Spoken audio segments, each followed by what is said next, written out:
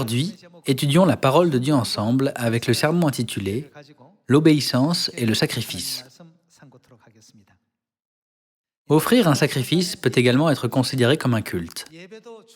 Bien qu'il soit important de rendre un culte à Dieu, il est écrit dans les 66 livres de la Bible que l'obéissance à la parole de Dieu est de la plus haute importance. Si nous omettons l'obéissance à la vérité de la Nouvelle Alliance, la voie de la vérité ne peut pas être réalisée ou accomplie. Le culte que Dieu nous a accordé est également très important. Il est écrit « L'obéissance vaut mieux que les sacrifices ». Mais certains l'interprètent mal et pensent « Cela signifie-t-il que le sacrifice, c'est-à-dire le culte, n'est pas nécessaire tant que nous sommes obéissants ?» Ce n'est pas le cas. N'est-il pas écrit dans Première Épître aux Corinthiens « Dans notre vie de foi, ces trois choses demeurent, la foi, l'espérance, l'amour. Mais la plus grande de ces choses, c'est l'amour. » Cela signifie-t-il que si nous avons l'amour, nous n'avons pas besoin de la foi ni de l'espérance? Ce n'est pas vrai. En plus de la foi et de l'espérance, nous avons aussi besoin de l'amour.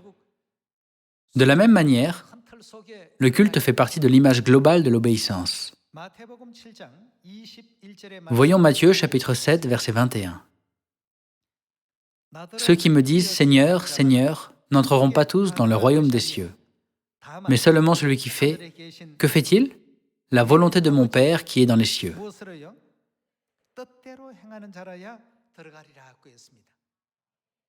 Il est écrit que ceux qui font la volonté de Père, c'est-à-dire la volonté de Dieu, peuvent entrer dans le royaume éternel des cieux.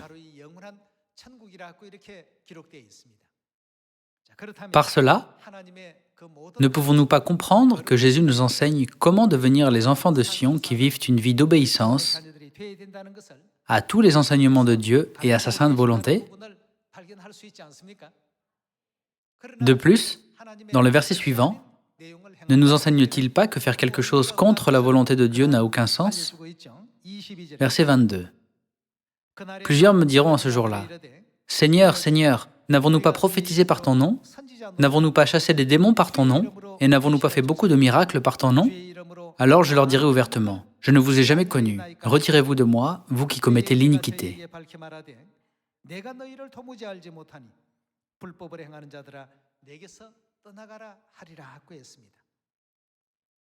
L'obéissance à la parole de Dieu est la caractéristique la plus précieuse de notre foi. Il pensait, « J'ai prophétisé comme cela, et j'ai fait des signes et des prodiges. J'ai même chassé beaucoup de démons par le nom de Jésus. »